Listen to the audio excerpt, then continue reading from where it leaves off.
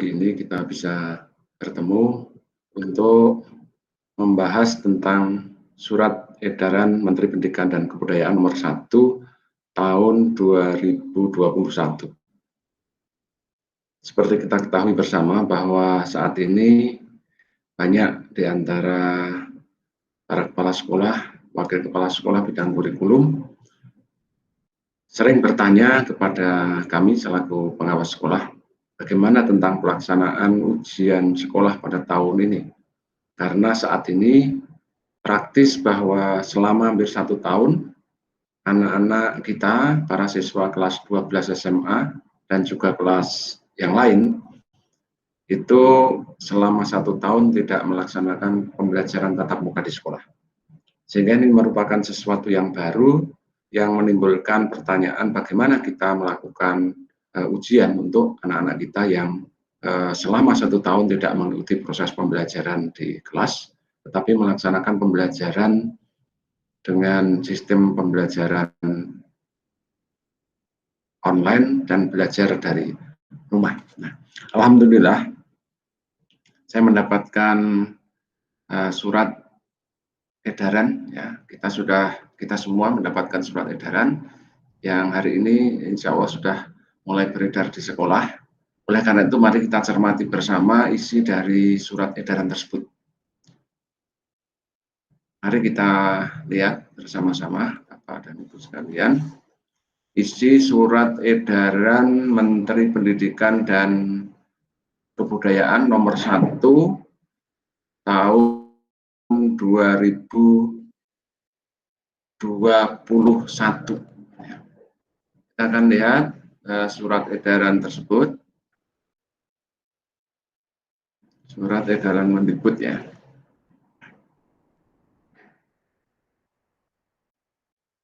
Mari kita sama-sama cermati. Surat edaran Menteri Pendidikan dan Kebudayaan Nomor 1 Tahun 2021 tentang peniadaan ujian nasional dan ujian kesetaraan serta pelaksanaan ujian sekolah dalam masa darurat penyebaran coronavirus disease atau COVID-19. Jadi surat edaran ini membahas 3 hal. Pertama, peniadaan ujian nasional. Yang kedua, peniadaan ujian kesetaraan. Dan yang ketiga tentang pelaksanaan ujian sekolah di masa pandemi ini. Surat ini ditujukan kepada gubernur, bupati, dan wali kota seluruh Indonesia. Dasar hukum ini perlu kita bahas. Kemudian kita mencoba untuk membahas isinya saja. Saya bacakan secara penuh. Berkenaan dengan penyebaran coronavirus disease COVID-19 yang semakin meningkat, maka perlu dilakukan langkah responsif yang mengutamakan keselamatan dan kesehatan lahir dan batin peserta didik, pendidik, dan tenaga kependidikan. Sehubungan dengan tersebut, bersama ini kami sampaikan kepada saudara hal-hal sebagai berikut. Pertama, ini penting. Ujian nasional dan ujian kesetaraan tahun 2021 ditiadakan. Yang kedua, dengan ditiadakannya ujian nasional dan ujian kesetaraan tahun 2021, sebagaimana dimaksud pada angka 1, maka ujian nasional dan ujian kesetaraan tidak menjadi syarat kelulusan atau seleksi masuk ke jenjang pendidikan yang lebih tinggi. Bapak dan Ibu, ini 2 hal yang penting yang perlu kita pahami bersama. Pertama, ujian nasional dan ujian kesetaraan ditiadakan. Jadi tidak ada ujian nasional dan ujian kesetaraan. Nah, pertanyaannya adalah, kalau tidak ada ujian nasional dan ujian kesetaraan bagi kejar-kejar, ya, kelompok belajar paket itu, ya, maka pertanyaannya adalah, nah, bagaimana dengan kelulusan? Maka di sini ditegaskan oleh Pak Menteri dan edaran ini bahwa dengan tidak adanya ujian nasional dan ujian kesetaraan, maka nilai ujian tentunya ini tidak menjadi syarat ujian nasional dan kesetaraan tidak menjadi syarat kelulusan. Jadi ujian nasional dan ujian kesetaraan tidak menjadi syarat kelulusan atau tidak menjadi syarat seleksi masuk pendidikan yang lebih tinggi. Jadi nanti kalau mau masuk perguruan tinggi ya tidak mensyaratkan adanya keikutsertaan dalam ujian nasional atau nilai ujian nasional karena memang tidak ada. Demikian juga yang mau masuk ke SMA, mau masuk ke SMA dari SMP, mau masuk SMP dari SD, tentu juga tidak dipersyaratkan. Kemudian yang ketiga, peserta didik tidak dinyatakan lulus dari satuan, dinyatakan lulus dari satuan atau program pendidikan setelah satu. Ini berarti syarat-syarat lulus. Satu, menyelesaikan program pembelajaran di masa pandemi COVID yang dibuktikan dengan rapot tiap semester. Jadi harus punya rapot seluruh semester. Memperoleh nilai sikap perilaku minimal baik. Jadi nilai sikapnya dan perilakunya harus baik. Yang ketiga, mengikuti ujian yang diselenggarakan oleh satuan pendidikan. Nah ini Bapak Ibu, di poin ketiga ini mengisyaratkan bahwa pertama, anak yang nanti bisa lulus atau tidak itu kalau dia menyelesaikan seluruh program yang dibuktikan dengan dia punya nilai raport lengkap seluruh semester. Jadi semester 1, 2, 3, 4, 5, dan 6 tentunya. Memperoleh nilai sikap perilaku baik. Jadi semester 1, 2, 3, 4, 5, dan 6 tentunya. Memperoleh nilai sikap perilaku minimal baik. Ini berarti kalau perilakunya cukup, ya tidak lulus. Harus minimal baik.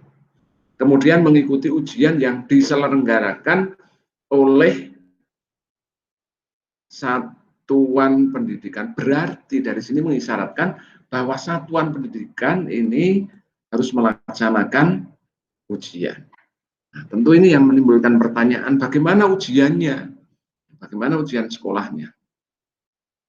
Nah, ini dijelaskan di poin 4. Di sana disebutkan bahwa ujian yang diselenggarakan oleh satuan pendidikan dilaksanakan dalam bentuk pertama ya, A, portofolio berupa evaluasi atas nilai rapor, nilai sikap perilaku dan prestasi yang diperoleh sebelumnya. Jadi ini kita menggunakan nilai-nilai sebelumnya, nilai rapotnya, nilai sikap sebelumnya. Kalau di semester 1 sampai 5 ini sudah hasil evaluasi yang baik, lah itu sudah menjadi punya nilai portofolio. Nah, itu bisa dipertimbangkan ya, sebagai bentuk penyelenggaraan ujian. Kemudian yang kedua, penugasan. Nah, itu juga nanti ada penugasan. Ya. Jika memungkinkan dilakukan penugasan, tes secara luring atau daring. Tes secara luring bisa juga dalam bentuk tes secara luring atau secara daring. Tentu untuk yang luring itu jika syarat-syarat dan ketentuan lain, misalnya penyebaran COVID-19-nya sudah mereda, sehingga tidak menimbulkan bahaya bagi peserta didik, pendidik maupun tenaga kependidikannya. Kemudian bentuk kegiatan penilaian lain yang ditetapkan oleh satuan pendidikan. Jadi di sini sekolah mendapatkan kebebasan untuk melaksanakan ujian sekolah dalam bentuk portofolio, dalam bentuk penugasan, dalam bentuk tes luring atau daring, maupun kegiatan lain yang ditetapkan oleh satuan pendidikan. Ini otonomi penuh, otonomi yang penuh kepada sekolah. Nah, diharapkan dengan diberikan otonomi penuh ini, sekolah bertanggung jawab ya, melaksanakan secara berkualitas, tetapi tetap memperhatikan protokol kesehatan, tetap memperhatikan aspek keselamatan peserta didik, pendidik, dan tenaga kependidikan. Kemudian juga memperhatikan aspek-aspek dukungan lingkungan. Jangan sampai karena orientasinya pada mutu, tetapi itu sulit dijalankan oleh peserta didik. Jangan sampai karena orientasi pada mutu yang baik, kemudian itu justru merugikan kesehatan peserta didik atau pendidik dan tenaga kependidikan. Harus komprehensif berpikirnya. Ya bagaimana? Apakah bentuknya bisa salah satu? Silakan, bebas menentukan. Yang menetapkan adalah satuan pendidikan. Tentu ketika menetapkan itu harus mempertimbangkan banyak aspek dan berkonsultasi dengan para pengawas dan dinas pendidikan setempat. Kemudian yang kelima, selain ujian yang diselenggarakan oleh satuan pendidikan sebagaimana dimaksud pada angka 4, peserta didik sekolah menengah kejuruan juga dapat mengikuti ujian kompetensi keahlian sesuai dengan ketentuan peraturan perundang-undangan. Nah, di situ ada kata kunci, dapat mengikuti ujian kompetensi keahlian. Artinya dapat itu sangat kenyal, bisa dilaksanakan, bisa tidak dilaksanakan. Nah, tentu ini harus melihat situasi dan kalau tidak sangat terpaksa, ya diharapkan memang harus dilaksanakan. Karena ini akan mempengaruhi pada mutu. Atau bagaimana sekolah memiliki kreativitas mengemas uji kompetensi keahlian itu tetap bermutu, tetapi aspek kesehatannya terjaga. Tetap bermutu, tetapi tanpa merugikan kesehatan peserta didik, pendidik maupun tenaga kependidikan. Ini butuh kreativitas. Nah, silahkan bentuknya bisa didiskusikan antara sekolah dengan para guru, dengan pengawas dan dinas pendidikan. Kemudian untuk yang keenam, penyetaraan bagi lulusan program paket A, B, dan C dilakukan sesuai dengan ketentuan sebagai berikut. Kelulusan bagi peserta didik pendidikan kesetaraan sesuai dengan ketentuan angka 3. Jadi tadi tetap harus punya raport lengkap, memperoleh nilai sikap perilaku minimal baik, dan mengikuti ujian yang diselenggarakan oleh satuan pendidikan yang tadi bagaimana bentuk ujiannya bisa tergantung dari pilihan sekolah. Ujian yang diselenggarakan oleh satuan pendidikan sebagaimana dimaksud angka 3 huruf C berupa ujian tingkat satuan pendidikan kesetaraan diakui sebagai penyetaraan lulusan. Kemudian ujian tingkat satuan pendidikan kesetaraan dilakukan dalam bentuk ujian pada ya tetap ketentuannya seperti itu, seperti nomor 4. Pesertanya ya, adalah peserta didik yang terdaftar di daftar nominasi peserta ujian pendidikan kesetaraan pada Dapodik. Untuk anak usia dini, pendidikan dasar dan pendidikan menengah. Jadi pesertanya harus yang ada di dalam Dapodik. Kalau tidak terdaftar di dalam Dapodik, tentu tidak bisa menjadi peserta ujian tingkat satuan pendidikan. Kemudian yang E, hasil ujian tingkat satuan pendidikan kesetaraan harus dimasukkan dalam data pokok. Nah, ini untuk hal yang penting, ya, hasilnya juga harus masuk di dalam data pokok. Di surat edaran ini juga mengatur tentang kenaikan kelas, karena juga anak-anak yang kelas 10, kelas 11 selama 1 tahun juga tidak melaksanakan pembelajaran tatap muka di sekolah, tetapi melaksanakan pembelajaran dari rumah. Ini diatur di poin 7A. Ujian akhir semester untuk kenaikan kelas dapat dilakukan dalam bentuk portofolio berupa evaluasi atas nilai rapot, nilai sikap, kemudian nilai prestasi yang diperoleh sebelumnya. Penugasan bisa tes secara luring atau daring atau bentuk kegiatan penilaian yang ditetapkan oleh satu. Jadi untuk ujian semester ini ketentuannya hampir sama dengan ujian sekolah. Kemudian yang kedua, ujian akhir semester untuk kenaikan kelas dirancang untuk mendorong aktivitas belajar yang bermakna dan tidak perlu mengukur ketuntasan capaian kurikulum secara menyeluruh. Nah, baik Bapak Ibu sekalian, ini penting. Ketentuan 7B ini memberikan fleksibilitas kepada kita untuk tidak terpaku kepada capaian ketuntasan kurikulum secara menyeluruh. Mengapa? Karena kondisinya darurat.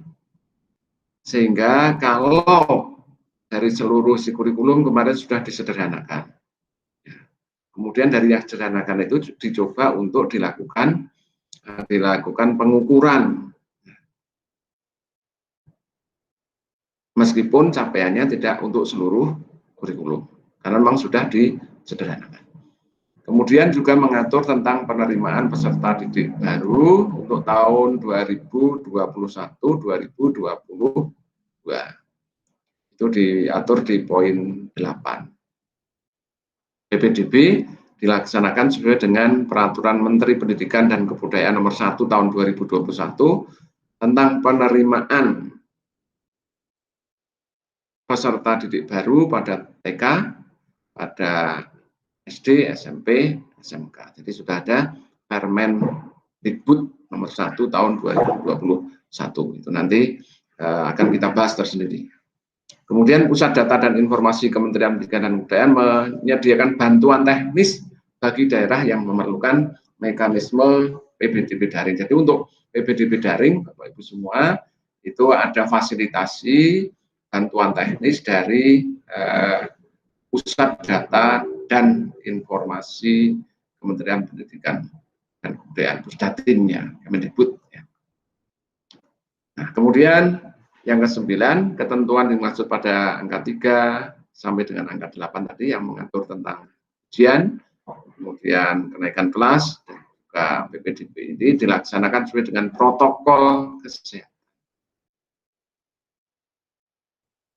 Itulah Bapak semuanya edaran Menteri Pendidikan dan Kebudayaan Nomor 1 Tahun 2021 tertanggal 1 Februari 2021. Semoga ini menjawab apa yang selama ini menjadi pertanyaan kita, bagaimana ujiannya, bagaimana kenaikan kelas atau ujian semester dan kenaikan kelas, dan bagaimana penerimaan peserta didik baru.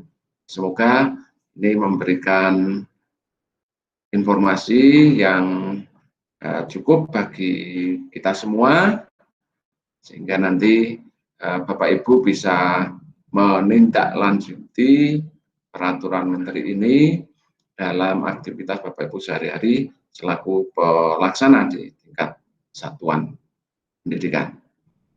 Terima kasih.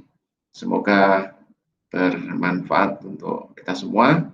Mari kita selalu menjaga kesehatan dan melakukan aktivitas dengan mengedepankan kesehatan dan mengupayakan agar apa yang kita lakukan senantiasa Assalamualaikum warahmatullahi wabarakatuh.